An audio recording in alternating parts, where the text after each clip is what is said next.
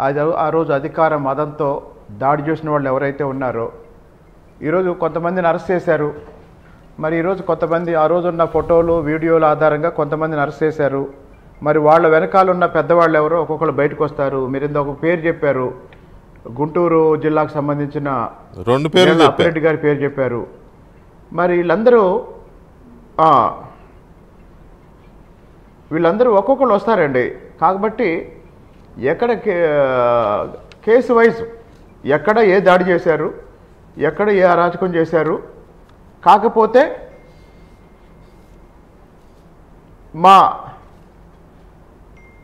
Party నాయకత్వం ఇప్పుడు మీకు ఇంతకుముందు మీరు సమయపాలన అనే పదం వినుంటారు. సమయపాలన, అవును. ఇప్పుడు నడుస్తుంది సంయమన పాలన. సంయమన పాలన కాబట్టి కాకపోతే ఇప్పుడు మరీ పరిస్థితి దారుణంగా ఉన్నప్పుడు నాలోంటోడు కాస్త తిరగబడతాడు. కాకపోతే కార్యకర్తల్ని పార్టీ సంయమన పాలనలో కూడా తిరగబడుతున్నారు మీరంటే మీకు బీపీ ఉండాలి ఖచ్చితంగా. మీకు బీపీ పేషెంటా మీరు? నాకేముండదండి, నాది ఒకటే, రాష్ట్ర ప్రయోజనాలు, పార్టీ ప్రయోజనాలు, కార్యకర్తల ప్రయోజనాలు. అప్పుడు జగన్మోహన్ రెడ్డి గారు అన్నారు కదా, టీడీపీ కార్యాలయం మీద దాడి జరిగినప్పుడు అడిగితే ఏమన్నారు ఆయన, మా వాళ్ళని అంటే ఊరుకుంటారు, మా వాళ్ళు కూడా బీపీ పెరుగుద్ది కదా అని అన్నారు కదా. మరి ఆ బీపీ ఏంటి పరిస్థితి? మీకు లేవు ఆ బీపీలు? వాడేదో పిచ్చోడు అన్నాడండి, వాడికి ఉన్నట్టు అందరికి ఉండాలని లేదు కదా. సరే, ఇప్పుడు ఆ దాంట్లో ఆ రోజు టీడీపీ కార్యాలయం మీద మీరు విజువల్స్లో కూడా చూడొచ్చు.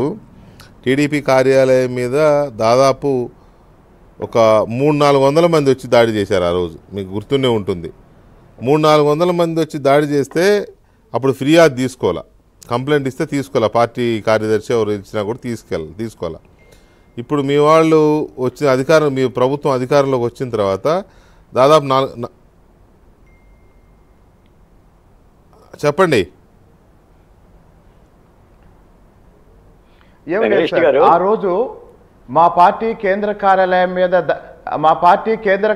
మీద దాడి జరిగినప్పుడు మేము ఫిర్యాదు ఇస్తే తీసుకోలేదు.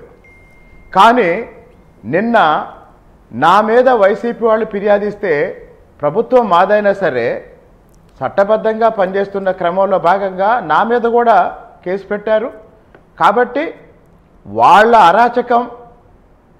అరాచకం జనం చూశారు, మా చట్టబద్ధ పాలన కూడా జనం చూస్తారు. నేను కాదనట్లా, మీ సంయమన పాలన, మీ చట్టబద్ధ పాలన చూస్తారు ప్రజలు, నేను కాదనట్లా. నా పాయింట్ ఏంటంటే అప్పుడు పోలీసులు ఫిర్యాదు కూడా తీసుకోలేదు. ఇప్పుడు ఈ కార్యాలయం మీద దాడి చేసిన దాని మీద 4 రోజుల నుంచి కంప్లైంట్ ఇచ్చి ఆ ఫిర్యాదు అప్పటి కేసు అది బయటికి తీసి ఇప్పుడు చూస్తున్నారు కదా. 300-400 మంది వచ్చి దాడి చేస్తే 5గురిని పట్టుకున్నారు. నిజంగా పోలీసులకి ఎవరు చేశారో, ఎవరెవరు పాల్గొన్నారో, చేయించిన వాళ్ళు ఎవరో తెలియదా? 4 రోజులు వేసి వలేసి పట్టుకుంటే 5గురు దొరుకుతారా? అన్ని 100 మంది ఆ రకంగా మందలుగా వచ్చి మీద పడితే దొరకరా శ్రీనివాసరావు గారు? సార్ ఇప్పుడు తీగ లాగారండి, డొంక కదిలిద్ది, వెయిట్ చేయండి. నాకేం సంబరం లేదు, నేనే వెయిట్ చేయడం, నేను ఏమీ వెయిట్ చేయను, మీ ఇష్టం.